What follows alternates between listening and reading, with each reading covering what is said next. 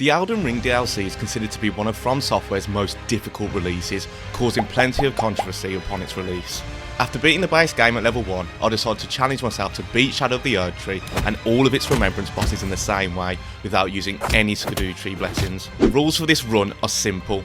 Obviously I can't level up, I'm not allowed to use any Scadutree fragments, I'm only allowed to use melee weapons, I can't use any spells, incantations or any throwable consumables, I'm not allowed to use summons, and I'm not allowed to use Scarlet Rot or Black Flame. That is pretty much it, so without further ado, let the suffering commence. I entered the Land of Shadow with my level 1 character straight after finishing the base game. The death counter shown here shows the amount of times I died before the DLC. The great thing about this run is that I don't have to spend any time at the start collecting Scadutree fragments, so I immediately snuck through Ballarat using Assassin's Gambit to get to my first boss. He will see me, won't he? How has he not seen me? So he's the first and probably the weakest boss, but also he's got a complex moveset. So out of everyone in this DLC, I think he might give me one of the hardest times. Now, on a standard run, the Divine Dancing Beaston is usually pretty straightforward, as he doesn't do that much damage and doesn't have a lot of health. Because of this, however, I didn't actually know the moveset very well, and I was immediately worried about this fight. In fact, no exaggeration, I was expecting this fight to be one of the hardest, probably in the entire game. Before we start, it's only right I cover my general battle plan. For this fight, I'm opting for the Omen Killer Cleaver over the Starfist here, as the Lion's hitboxes are very awkward and using a longer weapon will make him easier to hit. I will also test out the Ritual Shield Talisman, which was the GOAT of the first run. In the base game, this talisman allows you to take a hit without dying, but at this point I was unsure whether this would help in the DLC at all, so this we need to figure out quickly. I'll also be seeing if the Dragon Crest Great Shield Talisman will make any difference here as well. As for my other talismans, these will always be Radahn Sword Seal and the Ritual Sword Talisman.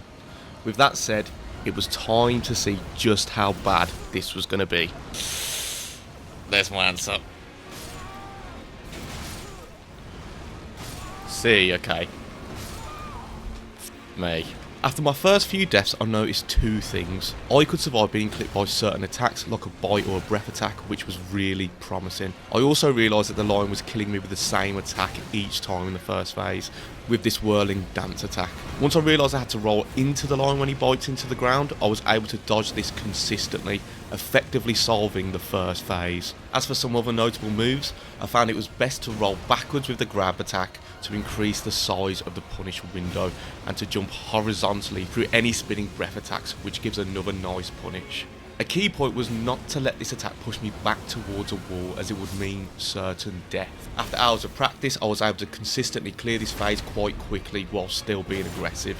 This, however, completely changes in the lightning phase, which is the hardest and most frustrating part of the fight for me, and also where things get a lot more complicated.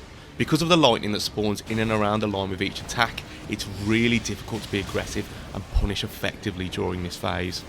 Even though I can survive being hit once by lightning with my current setup, it knocks me over and leaves me vulnerable anyway. I was also being constantly killed by him doing lightning breath at point blank range, which became incredibly irritating, and it actually felt almost undodgeable. Don't do it point blank, oh my god! I don't understand why he does that point blank. No! Oh, I hate when he does that point blank. In the end, I made the decision that it would be better to just stay away from the line as much as possible during this phase. Even in doing this though, I'd still get occasionally clipped by lightning. That's hit me! Are you mad? Another massive issue was that maintaining distance often meant I'd get caught on the edge of the arena or on the steps, surrounded by lightning with nowhere to run. Problem with rolling back on these attacks, I end up in a corner, surrounded by lightning. I hate that lightning phase so much, it's just so irritating. You have to roll back to not get caught by the lightning that's spawning on the ground, but if you're rolling back, you're going to end up against wall. Thankfully, the frost phase is a lot better and rolling forward is generally safer, with the caveat that any rolls need to be a lot more precise in order to avoid the Hoarfrost AoE that accompanies every attack. I found that being directly underneath him was a terrible idea, as he would stamp directly on my face, which deals direct impact damage on top of the AoE itself. No, I was so close. Oh, that was so good. The wind phase is the nicest by far, and it's the key to winning, as it can be treated basically like phase 1, with the addition of some range attacks, which are very easy to dodge. This is a time pressured phase though, as I'd need to try and kill the line before he either switches back to lightning or performs his ultimate attack, which combines all 3 elements and is extremely chaotic. Piecing all of this together after hours of trying and hundreds of deaths, I was getting closer and closer, but the lightning phase was holding me back the most. Are you mad? Oh my god. Fucking lightning on the floor killed me. It's so frustrating. You'll have a really good attempt and you'll get killed by that. Are you mad? Oh my god. Every time I've gotten this far, I swear to god I've been killed by a stray piece of lightning. Looking back, I probably could have made my life a lot easier by not locking on, but I knew even with the lock on, all I needed was to persevere and I'd eventually get past.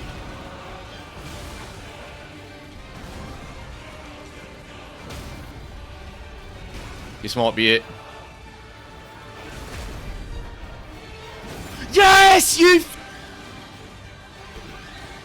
Sit down! Finally! Oh my god, that was the hardest boss so far. Just to put into context how much of a baptism of fire this fight was for me, I died a total of 280 times to the lion. In the base game, as a comparison, I died to Malenia a total of 167 times. It is probably worth noting, however, that Malenia took a lot longer in terms of hours, with the lion ending a lot of my attempts pretty much instantly during those first few hours of trying. Just from this being the first boss of the DLC, I knew this run was going to be incredibly tough. That's not enough to put me off though, as I was genuinely really looking forward to fighting Rellana next, who's one of my favourite bosses in the entire game. The immediate obstacle I noticed with this fight is that some of her moves are simply too fast to react to at point blank range. This might not be that bad. Oh, never mind. Yeah, she's really fast and she connects more than once very quickly, which is a problem for me. Yeah. That is just so fast. I can dodge the first 2, but the second 2 seem to be a problem. Yeah, look how fast that is. The first 2 are fine. The 2 that follow are so quick. Can't even see it connecting, it's that fast. I found a lot more success instantly by staying at mid-distance and baiting certain moves, such as waiting for her to perform a magic attack or simply waiting until the end of one of her combos. Rellana is really nice to stagger, as she has a lot of downtime where you can deal a lot of damage. I didn't actually realise this, but she seems to always perform Carian Sovereignty at around 70% health, which is nice to dodge and gives a really nice guaranteed punish window. Nice. Very quickly I seem to have the first phase down with my approach so far. However, the second phase introduced a brand new issue which was capable of ending the fight every single time. Oh man, she's almost dead. Oh. Oh. Given I'm staying sensibly away from Rellana for most of the fight, her phase transition move is most likely going to be a Moonlight Wave Barrage. The issue with this is that unless you're very far away from Rellana, the waves are simply too fast for me to dodge, with the 4th wave always clipping me and killing me instantly. That was so good as well. It's that move's such an issue. Oh god. That 4th one does catch me. Yeah, I really need to figure that move out. This move killed me so many times, but eventually I've figured out how to deal with it. You can run horizontally past the first 2 waves, jumping over the 3rd, which causes the 4th wave to go higher than usual, going straight over the player's head. You can then dodge the final wave as usual. It is of course very easy to get the timing wrong with the jump, so the way past here is just to be really precise. The good news is that this was the main move holding me back, and sticking to the same mid-distance bait tactic during the second phase would allow me to get through the fight as long as I was able to survive the phase transition. Nice.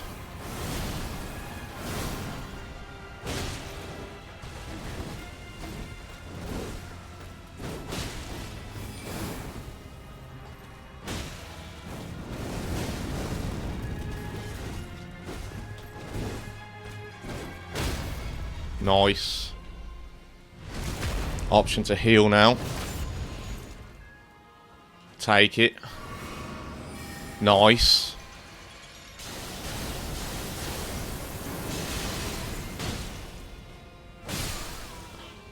Oh! I didn't mean to kill her. What? I wasn't expecting a frost proc. Bro, we take it. What? What? Wow. When the unexpected kill happens. Oh, nice. Nice, man. Nice, nice. This is where the DLC really opens up.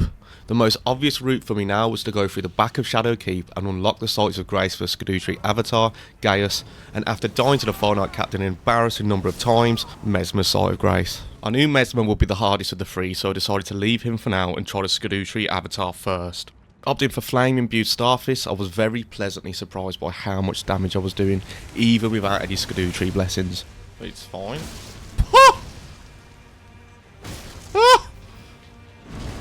Oh, I just rented him. Ow. I slightly mistimed that. So that's an insta-kill. That does so much damage, as a joke.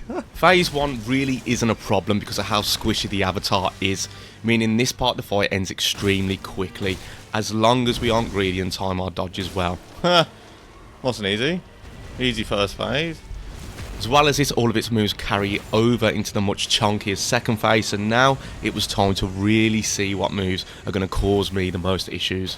The first major problem which I found was this range fawn attack the Avatar likes to do. I normally roll this sideways, but I noticed over my attempts that this wasn't actually consistent, and sometimes the fawns would just catch me and they were an outright insta-kill. Oh, that one-shots me! I started noticing this even more at the first phase on each attempt. That's gonna kill me. Alright. Brother, why are you doing that point blank? For f***'s sake. So annoying, man. I really didn't expect him to do that. I'm so inconsistent at dodging that. I want to try something. If it can make that 100% consistent rather than 90% consistent. Honestly, watching the amount of times I've died to this back makes me feel like an absolute idiot, because the solution is just so obvious. With the thorns, I'm going to roll into them and see what happens, rather than sideways. I bet you that's a solution. It's such an obvious one. Oh my god. Oh my god. Why is that taking me so long to work out? I'm so dumb. I'm so dumb. Wow. All you need to do to dodge is 100% of the time, a method which is actually basic Souls knowledge I apply everywhere else, is to just roll into the attack. That's it. Yep, I'm dumb. Even though this is really embarrassing, the great thing is that I'd solved the main issue holding this fight back. I was hoping that after solving this move, the whole fight would come together. As well as this, I'd realised that most of the Avatar's attacks are one-shots with my current setup, so I decided it was finally time to embrace the run in its full glory, removing all of my armour, swapping in the Axe Talisman and Blue Dancer Charm, and subbing in the Opaline Bubble Tier to allow me to take one hit. Oh, wow. This could be it. Ha! Okay, first, third phase. We're going to get obliterated straight away, but we're here, man. Progress. Now it was time to deal with the final roadblock, the triple explosion. Okay, didn't even roll. We could, trying to think, we could run further. Do we want to run further back? Not really. You want to be able to dodge it point blank so you can get more punish time, really, in my mind. And this would be my plan. I knew all I had to do was dodge the attack successfully just once in order to win, relying on my bubble tier to take a hit if I mistime it. In the next attempt, which was my second time facing the third phase on this run, everything I'd learned started to come together. Ha! So much better. So much better. And we can take a hit now as well. Be even better if we dodge.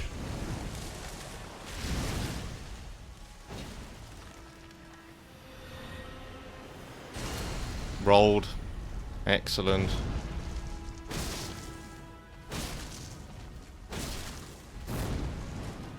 somehow dodged that.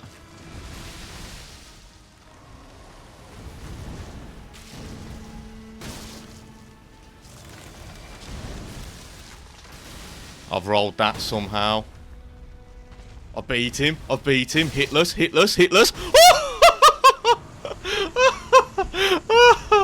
Oh my god. That's like my second time getting to third phase. I think it took ages for me to figure out how to optimize phase 1 and 2. And then once phase 2 was, it was literally just a thorns and greed. Now that I'm over that, it's actually not bad. Oh my god, that was clean. That was clean. Scadutree Avatar hitless. Lovely. Now it's time to do another problematic boss, which is going to be Gaius. The next boss was going to be Gaius, and what I immediately wanted to find out was if I could get enough damage negation to survive the charge attack. But as you can probably guess, the answer was definitely not. The charge outright kills me. Oh, that's bad. That's really bad. In fact, after many deaths, it was clear that the majority of Gaius' attacks were one-hit kills. That outright kills me, even with the damage negation. Holy. I even tried getting the Great Jar Talisman so I could wear heavier armour, getting completely obliterated in the process. Oh, she can parry that! Holy. Oh! He can parry as well. Oh, Jesus. Done. Okay, finally. I need to talk to him. Thank you. It was then time to see whether this was a complete waste of time. Let's see if we can tank this. I'm assuming not. That would just be a massive waste of time. Come at me, bro. Come at me. God damn it. With that said, I reverted to the same build we used against the Scadutree Avatar. There was a big silver lining here actually, because I realised that Gaius' charge attack is actually really easy to dodge if you just stand, wait and roll left a bit late. I was actually able to do this almost 100% of the time, which I found incredibly surprising. So this was a move that I was just no longer afraid of. Yeah, you can consistently dodge it. I also noticed that using charge heavies was massively holding me back, as it gave Gaius too big of a window to get a hit off on me. No, I knew that was coming as well. I don't want to get too crazy with the heavies because I feel like he's just going to very easily catch me if I do. See what I mean with the heavies? He can catch me not really easily, so I need to be conservative. I don't even know the moves which I can punish with a heavy, to be honest. Or what we can try right now is don't punish any with a charge heavy and just go with heavies. Doing that quite a lot.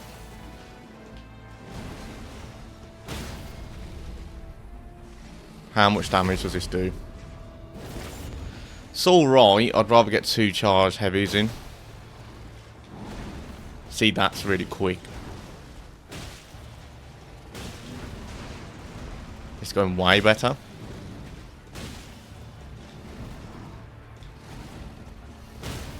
Look at that, man. That killed me. Say. Alright, with second phase, and this is not bad. Genuinely, it's probably better just to run away when I know he's going to phase transition. After settling on this as my strategy, I started seeing a lot more success in this fight very quickly, realising that Gaius is really not a complicated fight at all. In fact, after deciding not to use any charge heavies, there were no moves that Gaius could do which held the fight back whatsoever. I think the real key for me in this fight was to just stick to his midsection and avoid being directly behind him so you don't get kicked in the face. As well as this, you should probably avoid being right in front of him so you don't get caught by a point blank charge. Should have done a chargey there but didn't. It's fine though. Ooh!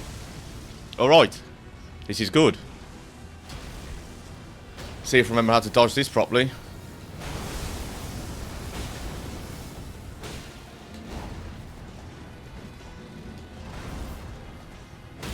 Nice. I'm going to take this. Could do with it. Oh, I got the bleed. Another frost.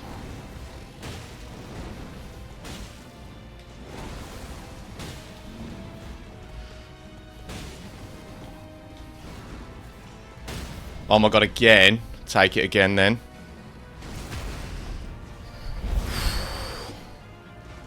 This is going really well.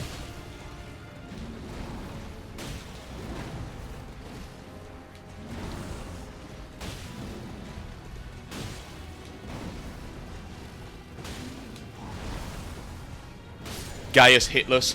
Oh my god! Mate, I've been streaming for 23 minutes. That was... Oh my god. I think when I figured out that just don't go with charge heavies, that was it.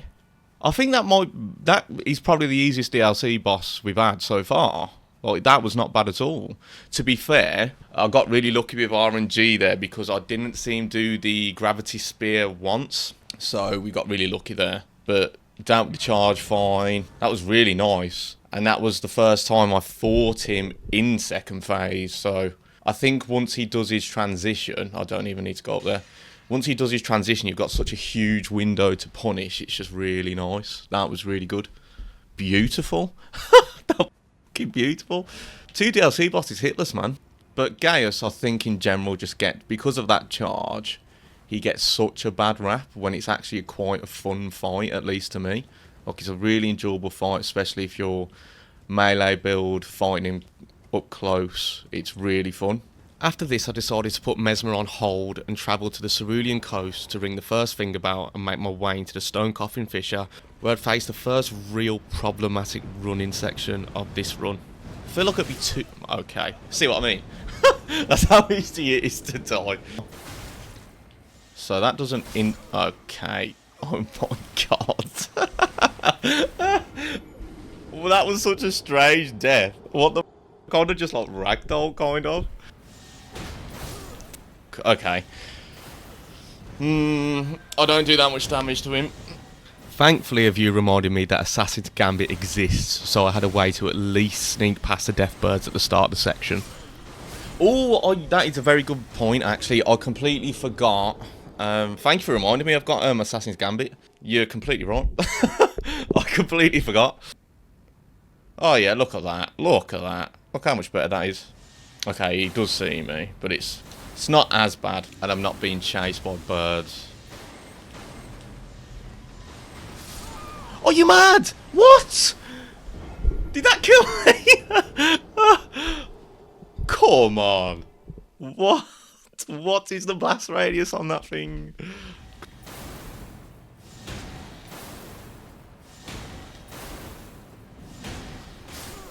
Oh my god, I've been killed by another worm.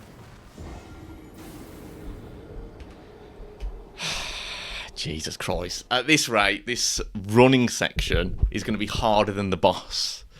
I found the problem I was having here was that I was being too overly cautious in the worm section, when in reality, all I need to do was just run for it. With that tactic, I actually somehow made it pass very quickly.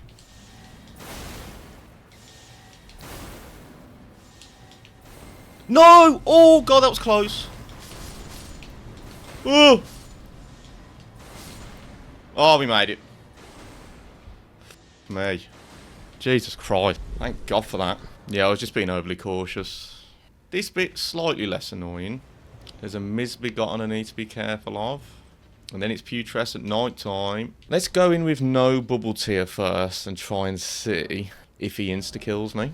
Now for the Putrescent Knight, it looked like most of its attacks were likely going to one-shot me, so I immediately switched back into the build I've been using in the last 2 fights. However, I was quickly reminded of a move that I absolutely hate, which was going to be the biggest problem in this fight by a long shot. The Scream insta-kills you when you don't have damage negation on. That's mental. I'm sorry. That is... That's such a stupid move. Holy... Alright, yeah, we're going to need Ritual Shield Talisman at a minimum. I've missed! Alright, I survive it by the skin of my teeth with the Ritual Shield Talisman. Wow. That is just crazy. That is absolutely crazy. So Ritual Shield Talisman is a must for that move. That is diabolical. Even though the Ritual Shield Talisman is sort of a solution, it isn't perfect, because if the Knight gets a hit on me and then does the Scream, I will die anyway. Oh god. You see what I mean? That's such a stupid move. That is such a joke of a move. Oh god, I keep panicking. You see what I mean? Look, come on. That is just so unfair. Oh god, I wonder if he does the Scream after that move every time then? Because that's happened twice now. Since I'd have to wear the Ritual Shield Talisman anyway, I thought I may as well put the rest of my armour back on, as well as the Dragon Crest Great Shield and Opaline Hard Tier, if this meant being able to survive even 1 or 2 more moves. Other than the Scream, the rest of the first phase is pretty nice to deal with once you get used to the heavily delayed moves. Seen a few more punish windows, you know. Some of these wind-ups are quite slow from him. This is a really beautiful first phase, by the way. Gree got me. God damn it. I was thinking I could like force him into phase transition. He'll do it now, yeah. The next pertinent issue is dealing with the Ghost Flame, which really just relies on me not being a complete idiot and jumping at the wrong time. Fools me, yeah. It also became clear that my additional damage negation was actually working, as I could survive the horse drop kicking me in the face, as well as the initial shockwave after the Knight separates from his horse. That's why damage negation is important, because without it, that shockwave would have killed me. I also realised that no my armour and damage negation would protect me from the Scream and these additional attacks. There was no need for the Opaline Bubble Tier. I could also get away with removing the Opaline Hard Tier and instead opted for the Strength Knot Crystal Tier and Spiked Crack Tier. The rest was just down to me dodging accurately and not messing up my jumps when the Knight does Ghost Flame. With a sustained effort, I was getting desperately close with each additional attempt.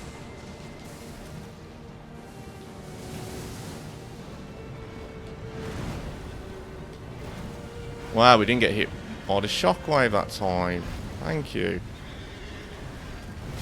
No! I'm such a... Oh, that was so good. That was a bit dodgy from me. Dodgy camera work. Oh, this is going so much better. No! I got hit by the fire and then he did the boomerang. Oh, man. That was it. That was literally it. Again? No. Nice.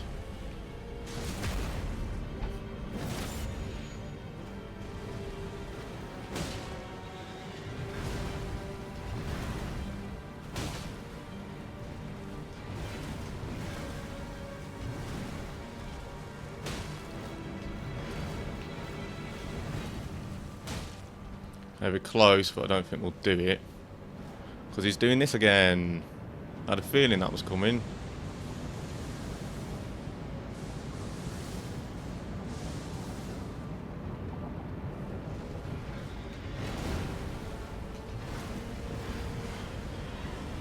We are ever so close.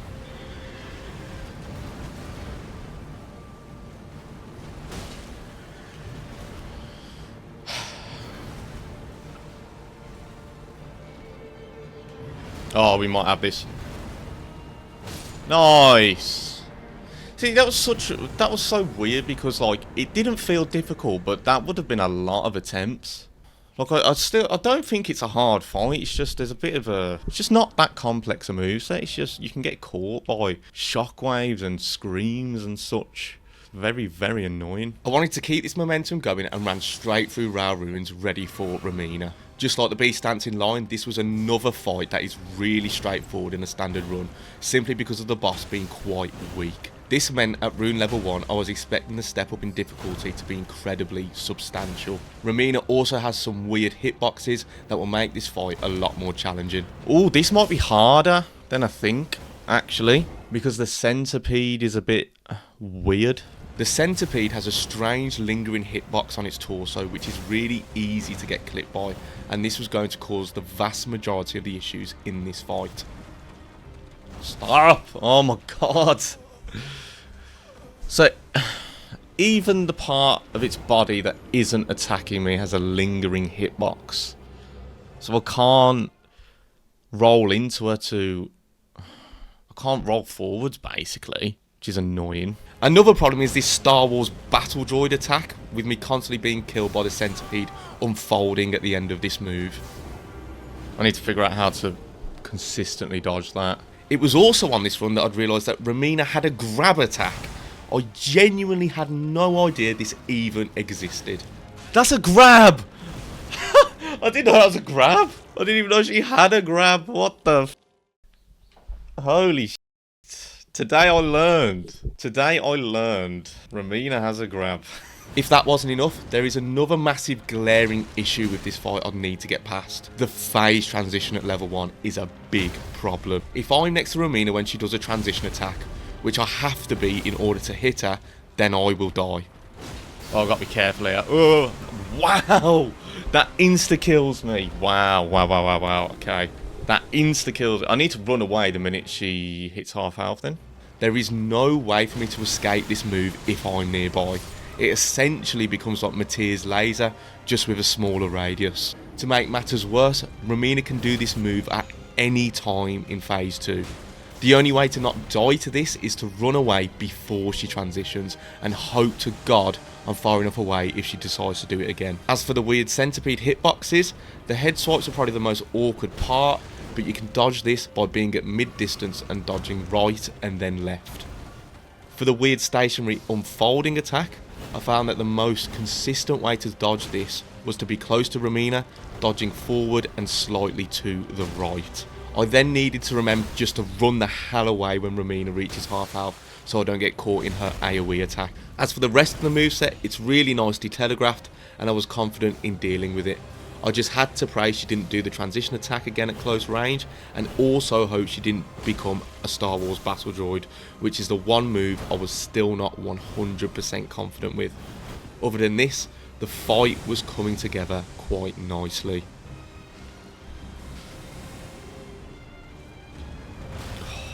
Oh, survive. Wow.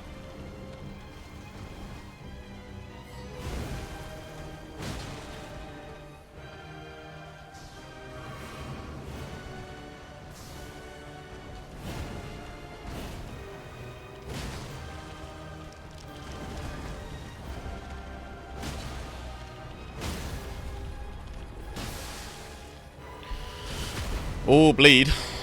Nice.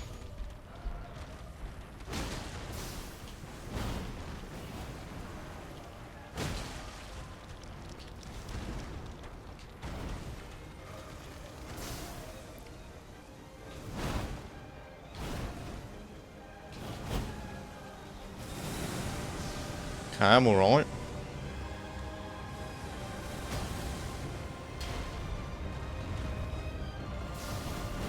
Oh, that was close.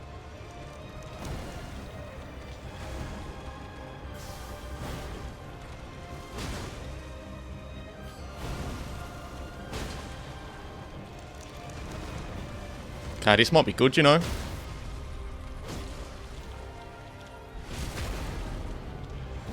Oh, that's one hit away. Oh, nice. Nice. Yeah, I knew we were there. It was just dependent.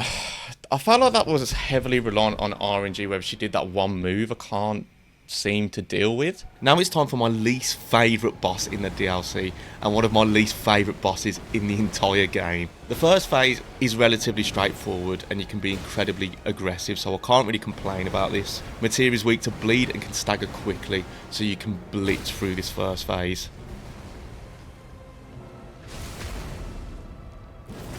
This setup isn't like bad at all, to be honest.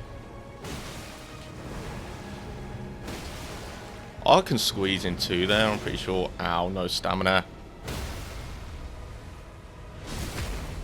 Alright, this is nice. This is actually quite nice. She's going to transition.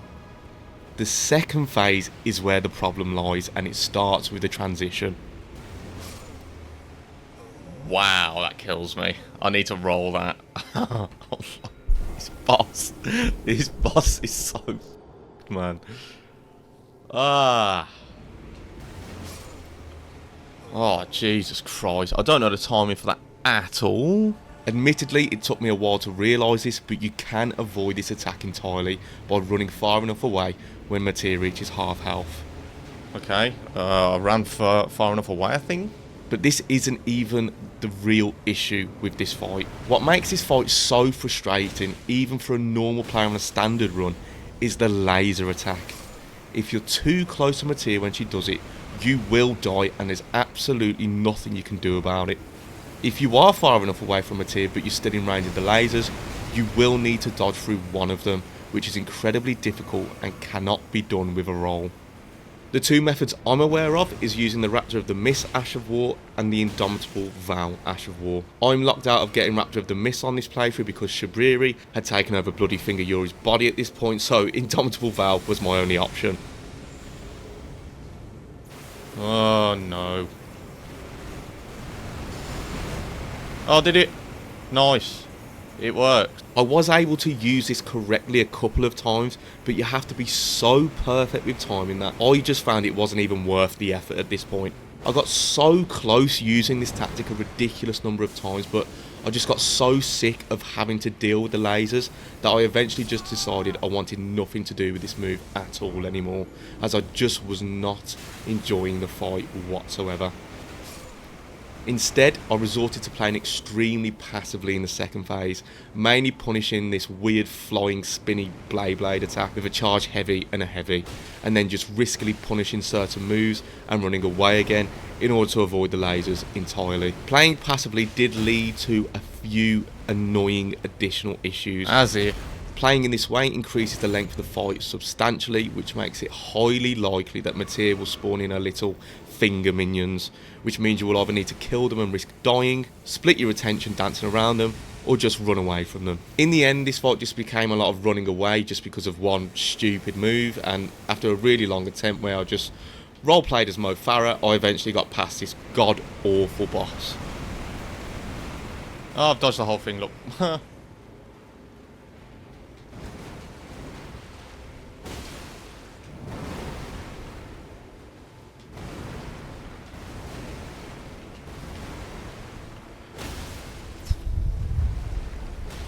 Please, Lord, man.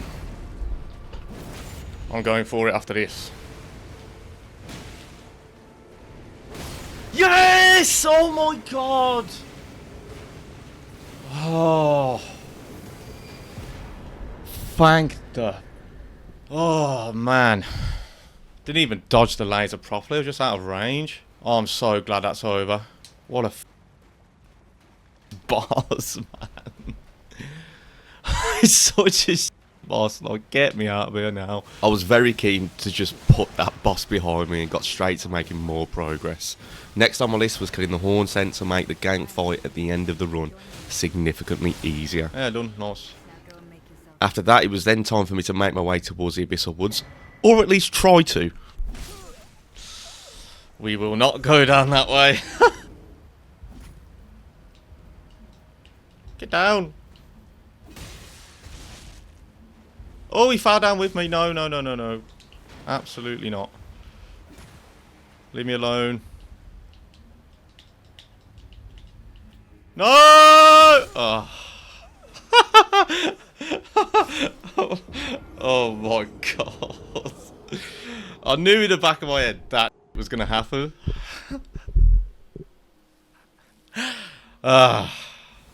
After getting through the Dark Light Catacombs, it was time to deal with Jori. Jori has a lot of annoying spammy holy attacks, which will just rip me apart and end the fight very quickly, so it's best that I don't fight him normally and just go for backstabs. This way, he cannot do any attacks. Oh, that's an insta-kill. With this in mind, I headed back to the base game to pick up the Dagger Talisman, and I imbued a Misery Cord with Flame Art, as Jori is weak to fire. It's worth noting that I'm using the Flame Spear Ash of War, which gives a fire damage buff for 40 seconds to my weapon. Since the Metyr fight, I've realised that the Divine Beast Head is actually an incredible headpiece for Rune Level 1 runs, if you aren't going naked. This is because it boosts strength and dex by 4 each, with a penalty to flat healing, which doesn't even matter on this kind of run anyway, so we'll be seeing a lot more of this headpiece being used on this run. As for our strategy, it's possible to stun lock Jori with backstabs by positioning yourself correctly when he gets back up each time. The most ideal way to deal with this fight is to just keep this going for as long as possible so that Jori summons as little as possible during this fight, as that is where the real issue lies. The main issue with this strategy, however, is that sometimes Jori can get backed into a corner where it's just simply impossible to even backstab him. This opens up the opportunity for him sometimes to just teleport away and then start summoning. She's dreadful, I can't hit him. Oh, sake, man. This brings me on to what makes this fight difficult at level 1. Jori's summons. These guys are so annoying and they pose a massive threat. First of all, their golden arc attack is absolutely crazy and it's capable of melting the player instantly, and worst of all, this attack tracks you. The only way to deal with this is to run for your life and ideally hide behind some headstones. Oh, off, man. That one summon he does where he does the light crescents there with his mate is a joke. Come on. Then there's the other issue with his summons, the massive fatty. Get in my belly! This guy chases you down and makes it difficult for you to even get near Jori, and his attacks are capable of killing you instantly. That one-shots me. Being just touched by him one-shots me. That is insanity. On top of this, Jori's smaller summons make it difficult to get near him. I'm dead because he didn't take the backstab. On a kind of side note, Jori's summons can also be a bit unpredictable, to say the least. What the has happened to him? Hello? I've never seen that before. The only real way around the summons is that you just have to be really switched on in terms of your positioning, and more often than not I just resorted to running to the other side of the arena so I could get the summons away from Jori so I could just start backstabbing again. The key to winning is just to try and get as many backstab loops as possible and to maintain those loops for as long as you can.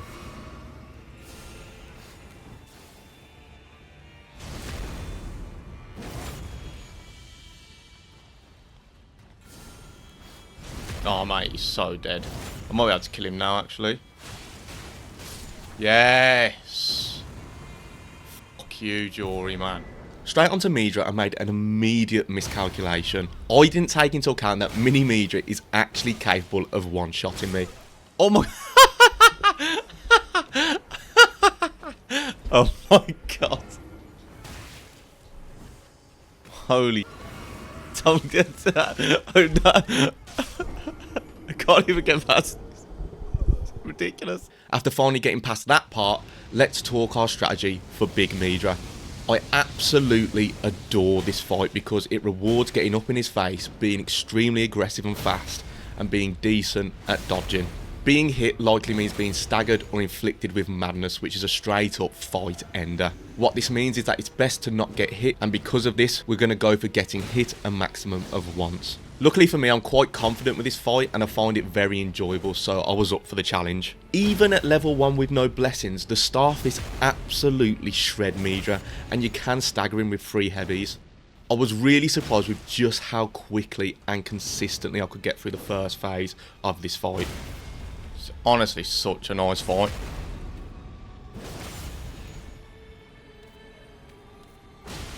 The phase transition is what poses the biggest threat here because it forces you to run away, and putting distance between you and Midra gives him a massive advantage, making it highly likely that he will kill you quickly, especially if he does his laser attack. Being far away from Midra makes him more likely to do madness attacks and makes him a lot harder to deal with in general, which is why it is absolutely key to hug Midra during this fight. I was making a lot of progress in this fight very quickly and I got close to beating Midra so many times. I knew that if I just stuck to my plan of hugging Midra and focusing on dodging consistently, I'd be past this fight in no time.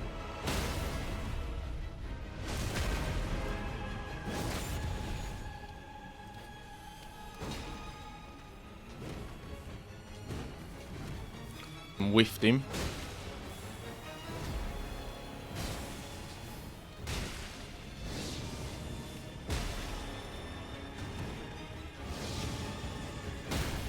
Wow, that was fluky. I had no idea what his poise was looking like.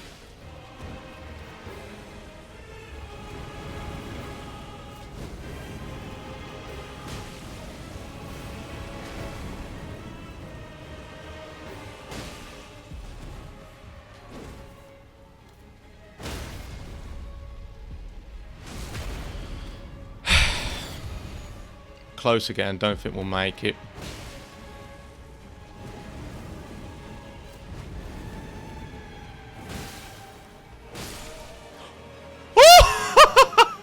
Nice! I was not expecting him to die there. Fair enough. That wasn't even a good attempt, but we did it. Nice. Really nice fight. I really enjoyed that.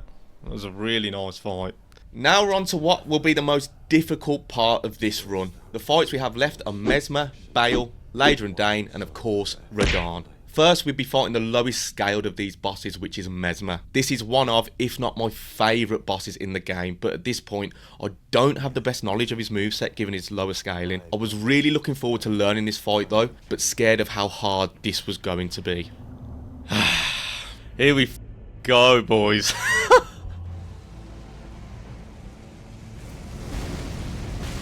Okay, that was a start. Yeah, it's my favourite. It's my favourite boss in the game, for sure. What a start! What a start! My first objective was to establish whether, with damage negation, I could survive any of Messmer's attacks, and the answer was obviously no. In starting to learn phase 1, I noticed a few issues very quickly. I was trying to punish too many of Messmer's attacks with a charge heavy, and this left me open to some of his really fast follow-ups. A good example of this is me trying to punish his grab with a charge heavy, which is just too dangerous. So what I'm learning is I probably shouldn't really do many heavies, to be honest. The attacks that were catching me out the most were the beginning of his combos that open with a flame spell. I'm such a... The opening spell is incredibly fast and difficult to react to without practice. To make matters worse, he can cast his fire spell in either direction depending on the combo, and this would often trip me up and kill me. This was just a skill issue on my part that needed practice. There was one move that I did need to figure out though and deal with consistently, which is this flaming assault attack. The hitboxes on this attack are a bit weird, and you can consistently dodge this by rolling towards him to stay at close distance, rolling out to avoid the AoE, and then back in to punish. As a matter of fact, if you roll into the spammy flaming spear and stand still, it won't hit you at all. See, that is so strange. Well, that doesn't hit me at all. Once I corrected my approach to most of these attacks, although I still wasn't perfect by any means, it didn't take me long to get past the first phase. So this is a little bit better. Oh, okay. So when it comes together, it comes together. It was now time to see how bad phase 2 was going to be, and what moves were going to cause me the most issues. The good news is that the majority of Messmer's attacks from the first phase carry over, and we'd already learned most of these. As well as this, most of his snake attacks aren't too difficult to dodge, and there are actually decent windows to react to these. There was, however, one main glaring issue which became obvious very quickly. Oh no! As if he's done that straight away. That's stupid. He's done that straight away. The massive snake attack has an AoE that will kill me instantly if I don't react to it on time, and I have to run away as quickly as possible in order to survive. I was also noticing that Messmer's delayed spear drag attack was killing me an embarrassing number of times, and it was clear I had a big skill issue here. That is such a weird lingering hitbox, by the way. Eventually, I found that squeezing in a charge heavy attack while he's dragging his spear and then rolling towards him when he thrusts allowed me to time the dodge correctly every time. Ran out of stamina. With these tiny adjustments, I was getting closer and closer to beating Messmer with each attempt, and I knew I just needed a bit more practice to push me over the line. Ha! Oh my god. Someone's dead. Oh, I thought he'd snake up. He is snaking up. Come on, snake.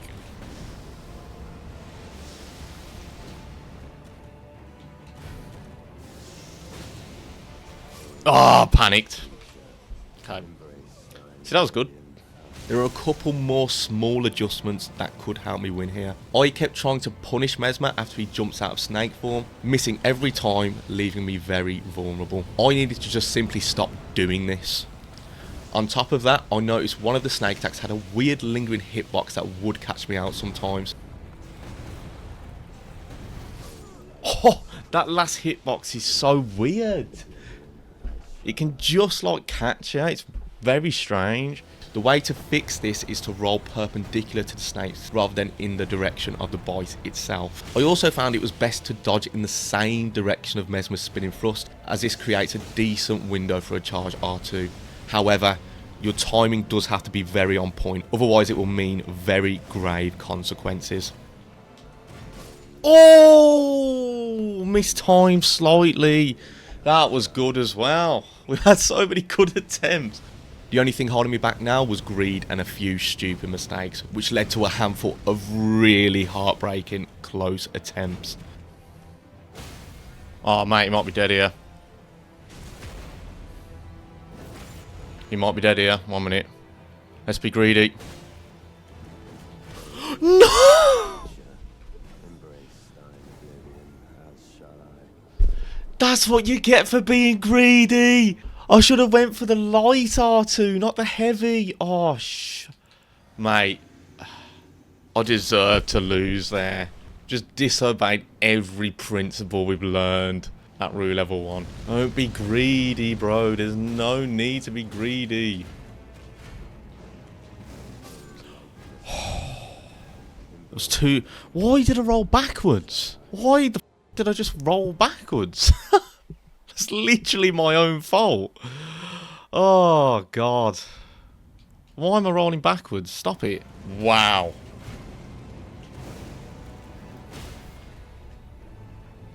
Oh, please, for the love of... Can we do this?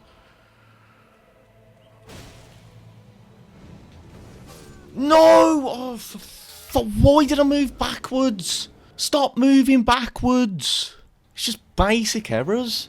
Just basic mistakes. This wasn't enough to dishearten me though, and I knew that if I kept going now, I'd surely beat Messmer on one of my next tries. Nice. Oh, oh, this is a really weird position. My God, that was strange.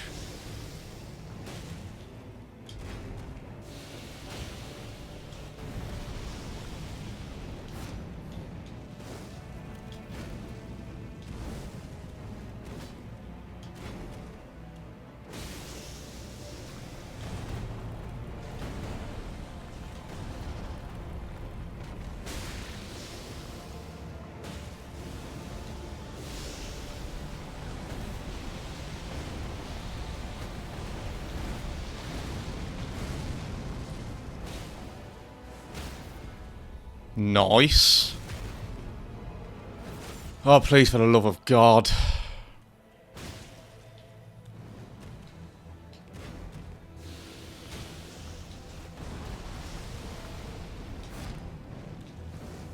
Nice RNG.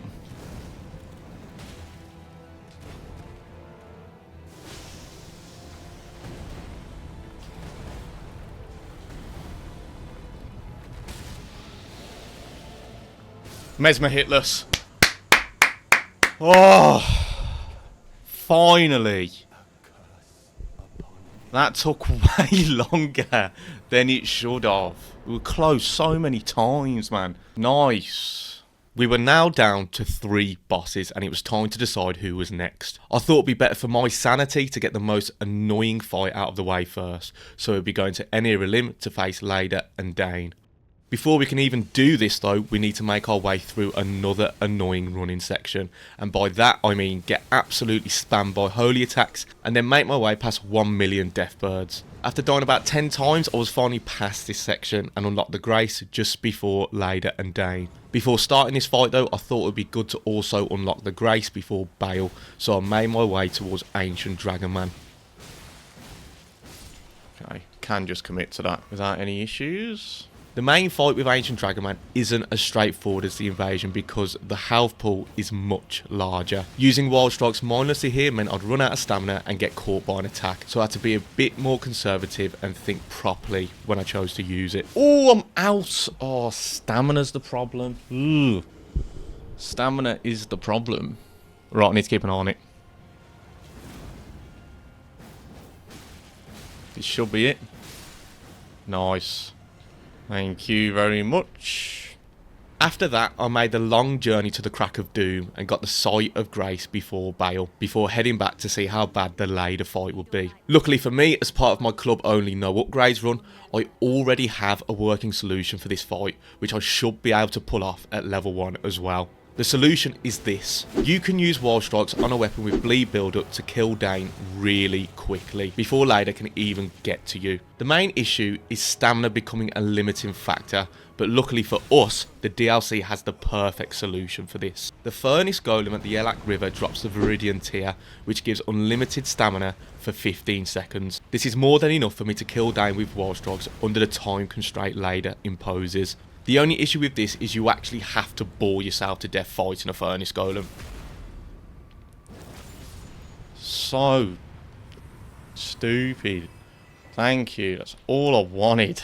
Oh. Then the issue is dealing with Leda. Leda can attack very quickly and kill me pretty much instantly, and she can hit me much more quickly than I can stun lock her with Wild Strikes. Her incantations are also a massive issue and deal huge damage. The tactic for Leda is to run away until she two-hands her weapon and starts sprinting, and then attacking her with a light attack. This is because Leda's attacks are much slower when she's doing this, and I can connect with her without her hitting me. All I need to do is be patient and rinse and repeat this until she drinks her flask, at which point I can use Wild Strikes.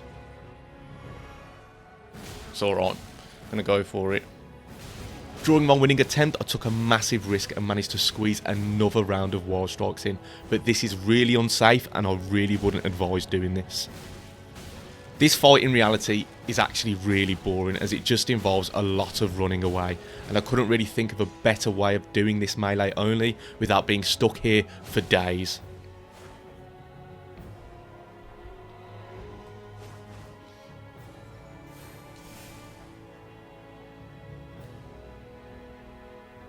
I'm not reacting until she's running. Yes! Oh my god! That went so wrong. Oh, that was painful. Oh, that was dreadful. Oh, my bubble tear ran out. I did that hitless then. I did that hitless. Oh my god. Finally, the fight was done and it was time to move on to Bayle.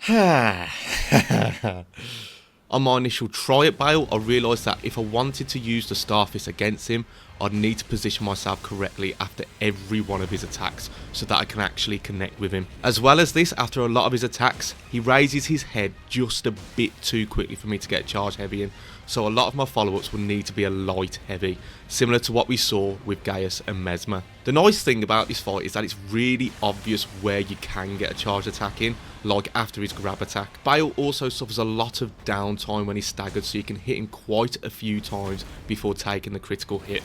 Right, this should hopefully be a stagger. Thank you. Let's test this out. Wow, he's got so much downtime. It's incredible. I'm going to try 3 charges. The issue with Bayle is that he has an extremely large health pool and a high scaling, so the fight can be very long for a melee user. On top of this, he hits extremely hard, and it was becoming clear very quickly that I'd likely need to do this hitless. Okay. That was not bad for a first try. That was not bad. I'm probably going to have to do this hitless, but that's fine. There was also another massive and really disappointing issue actually. Similar to what we saw with the Putrescent Knight, Bayle has an annoying get the hell off me scream attack, which is really difficult to react to, as my strategy would mean constantly hugging his head. I forgot about that move. That is going to be a problem. Another issue is that if I am really far away from Bayle and he does his fire breath, the hitboxes interact with the terrain very unpredictably, and I can get hit by a stray bouncing hitbox. It's unfortunate. That's unfortunate. Yeah, so sometimes his fire is not in a straight line.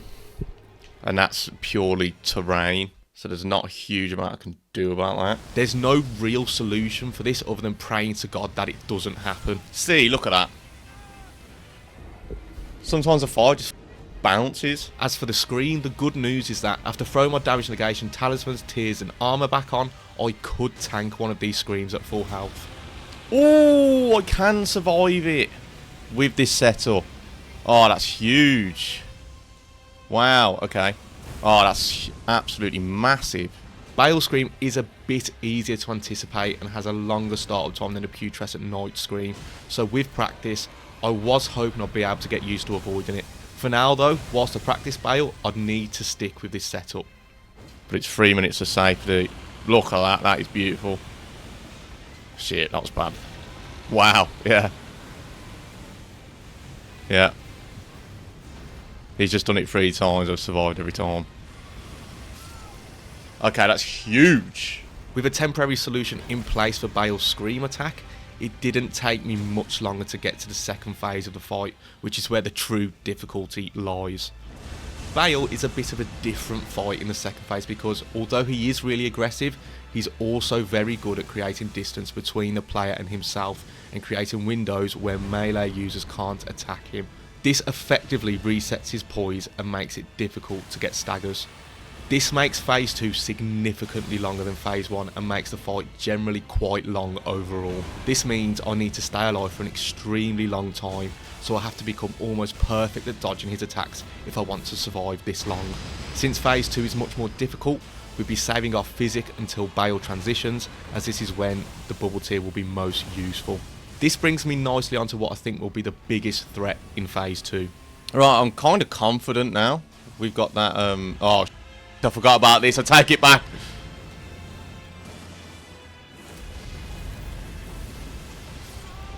Right, I need to sort that out. That wasn't a bad attempt at dodging that, to be fair. I forgot about that move.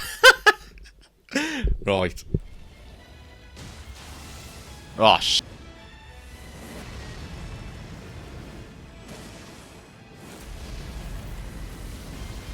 I'm going too early on the last one. I need to wait a little bit more. This, in my opinion, is a move that is most likely to kill you on any run. And for a lot of players, dodging at least 2 of the strafes is required to survive. For a level 1 run though, we'd of course need to be confident dodging all 3. What I'd suggest is not moving backwards when he starts up this move, as it can make it confusing to learn and dodge consistently. I f***ed up that move big time. God damn it.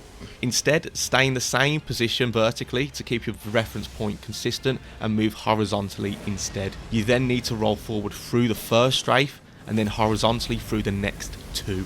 With practice, the timing will get better by itself. It's also worth mentioning another scary looking attack which is really useful to learn how to dodge because the punish window it gives you is quite nice.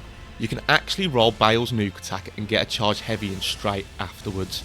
During phase 2, this is incredibly valuable. The mistake I was making with this move is being too central and getting hit directly by his arm, or simply just rolling too late on the explosion. Far too early. Far too early and far too central.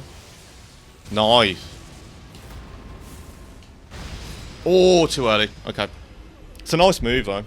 I was also getting better over time at recognising when Bayle was going to do his scream and the fight was coming together. I was so close, and there were of course a few heartbreaking attempts.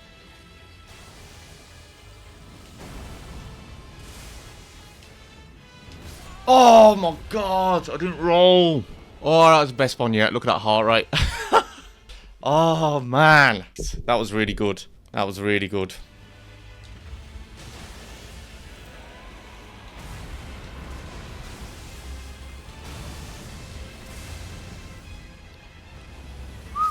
No! Are you mad? That's touched me. Car. That was such a good attempt. Been hit by bouncy fire, bro. There was a massive positive in this though, because since I was now confident I could win, I was happy to switch my damage negating talismans out for damage output talismans, as well as taking my armor off to allow a light roll. I was hoping that the increase in damage output would now help me push this fight over the line.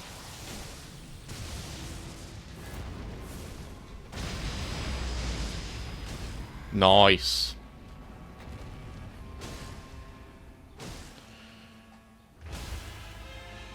We're close.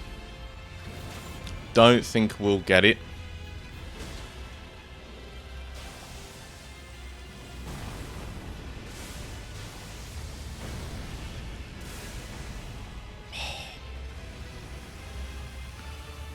I always hate this because, oh god.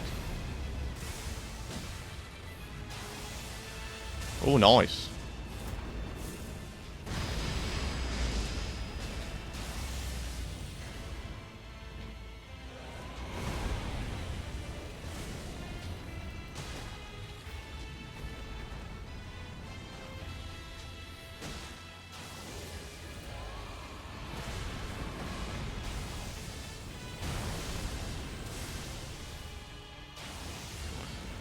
Ah, god.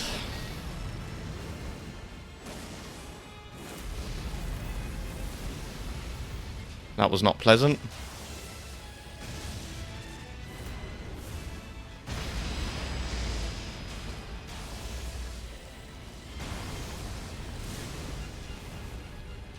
Oh my god, how have I dodged the headbutt there?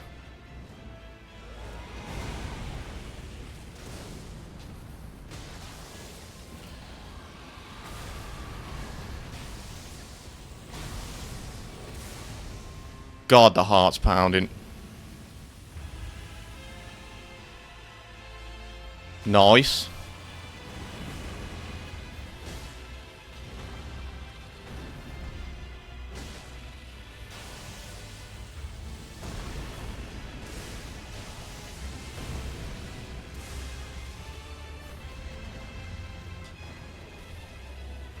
I've missed.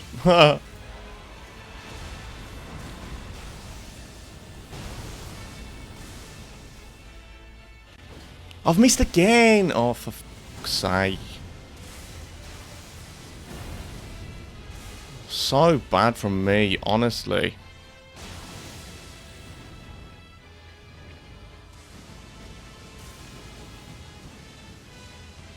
No point in a cracked blade, to be honest.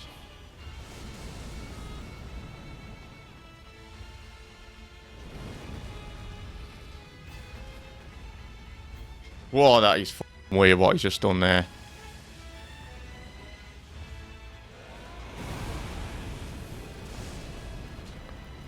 Oh.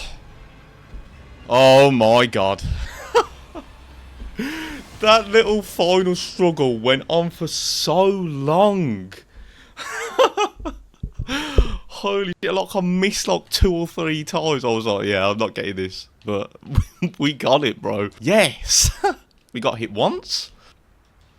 Yeah, so we got so much practicing with the medium build. I was like, you know what? I'm confident enough to go with the light load. So here we go. This is what the run has been building up to, and I was expecting this to be incredibly difficult. My first task was to see whether the Starfist would work well against Radahn, and I have to be honest, I wasn't liking them at all. And I found that a lot of my attacks would miss, and I'm whiffing him a lot as well. The correct way forward in this fight was actually staring me in the face. I've already done an every enemy's Radahn run, and for the entirety of that run, I used the Unspurred Rapier because Radahn is weak to pierce damage and its light attack is a poke which never misses. Obviously, I can't use Scarlet Rot on this run, so instead I bought a standard Rapier from the round table and infused it with Frost for now. The Rapier doesn't do a lot of damage, so I need to use talismans that will increase this as far as possible and also rely on status effects. What I found really shocking is that I was able to stagger Radahn with the Rapier. Wow. I just staggered him with a Rapier, by the way. I think the Rapier is underrated for this, as you can attack really quickly with it and it opens up more punish windows, so Radahn finds it much harder to recover his poise. The Rapier is great for critical hits as well, as it gives a 30% bonus to critical hit damage. This was my second attempt at the first phase and my first attempt with a Rapier, and by just using a weapon that I was more comfortable with and more suitable for fighting Radahn, I reached the second phase with ease. The minute I switch to a rapier, like, second phase. It's just they're so much better. It's just a shame about the R1 damage, it's just not great. So that was the easy part. The majority of my time in this fight is going to be spent learning how to consistently dodge his phase 2 attacks. My first death was to his first problematic move, which is his Discus of Light. This can be a real pain to dodge as your timing needs to be really precise. It one-shots me. As a general rule, you shouldn't dodge horizontally like I did here, but instead you should always roll forward through the attack. I actually rolled that. Okay. The next issue was not Radahn, but the amount of damage I was doing. To make this better, I opted for a blood infusion instead, the thorny crack tier, the winged sword insignia, and the two-handed sword talisman, along with the other usual talismans. I then needed to get confident in dealing with Radahn's holograms, but I actually made a shocking and hopeful realisation. That doesn't do that much damage to me, surprisingly. Like, it doesn't outright kill me, which is really... I'm kind of surprised at that. Radahn's holograms do not one-shot me, even without any damage negation talismans or armour. Although I can afford to get clipped by 1 or 2 holograms, I still need to try and dodge these consistently. The move where he jumps directly into the air is probably one of the easier ones to learn, and you can simply roll or run horizontally. A consistent issue I found is that rolling forwards towards Radahn is not really an option here, as you can get clipped by the first follow-up light beam that forms in front of him. As if that's clipped me! Oh! The light clipped me, no way. One of the more difficult hologram moves is the one that follows Radahn's gravity meteor attack. I used to be able to dodge this really consistently, and now I'm struggling all of a sudden. However, I noticed this is actually much easier than it looks. If you run away as soon as the attack starts, you create so much distance between you and Radahn that the meteors and first 4 holograms can't hit you. All you then need to do is roll the 5th and the follow-up light rays. Even with these first few moves down, I started to make really good progress in this fight, and my confidence was growing.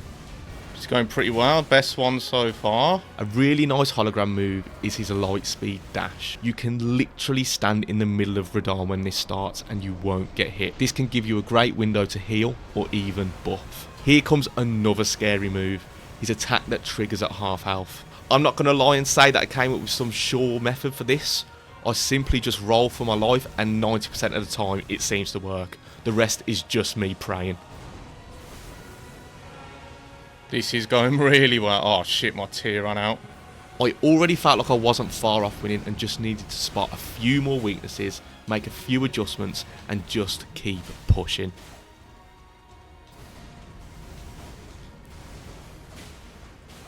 Oh, greed. That was really good. Holy f***. That was so good. Holy sh**. I could do this. I can actually do this. I can beat him, like, now. I'm pretty sure.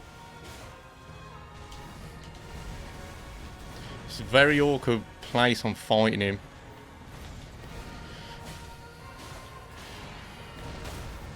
I knocked him out of it.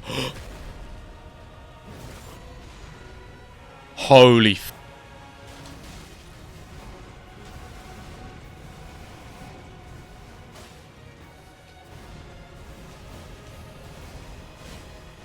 No, that was so good. Because I wasn't expecting to knock him out of it, I kind of panicked. Oh, that was good.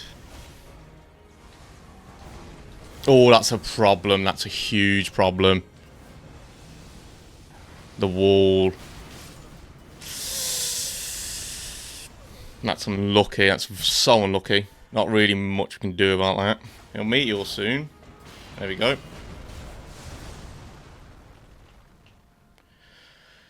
Ah, God.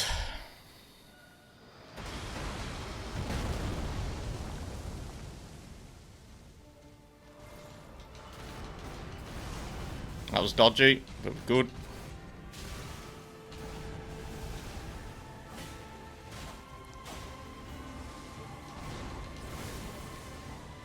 This works, I think. No, it doesn't. Oh my God. How?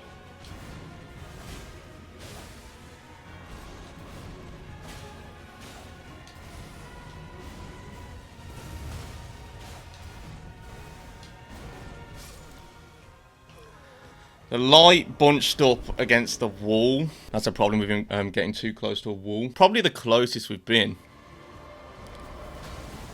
He's going to do his little transition. That was dog.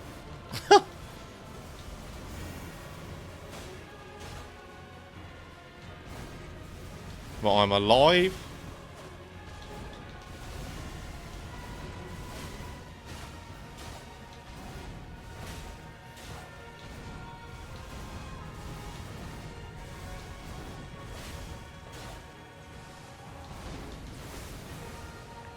This isn't great, is it?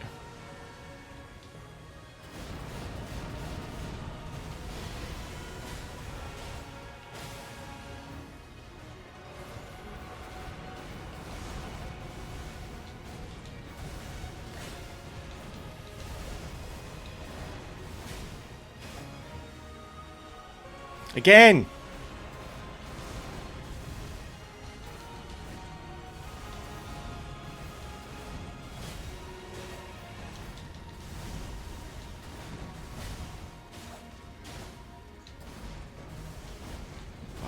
I'm close to a wall, which is a problem. Oh no, it's alright.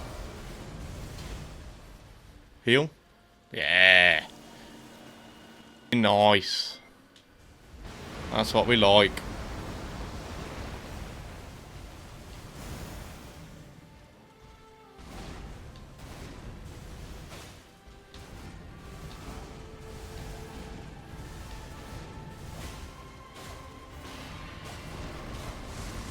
Right, let's run opposite side.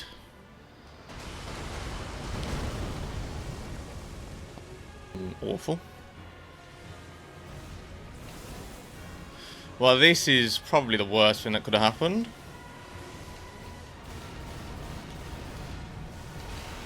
Oh my god, I rolled it. Okay.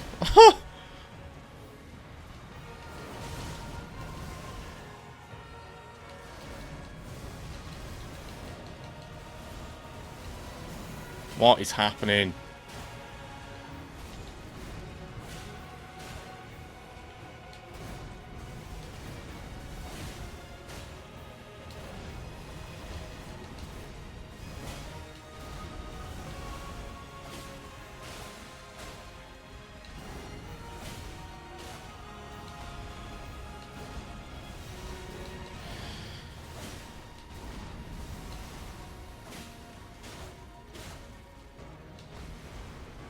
Doing it again.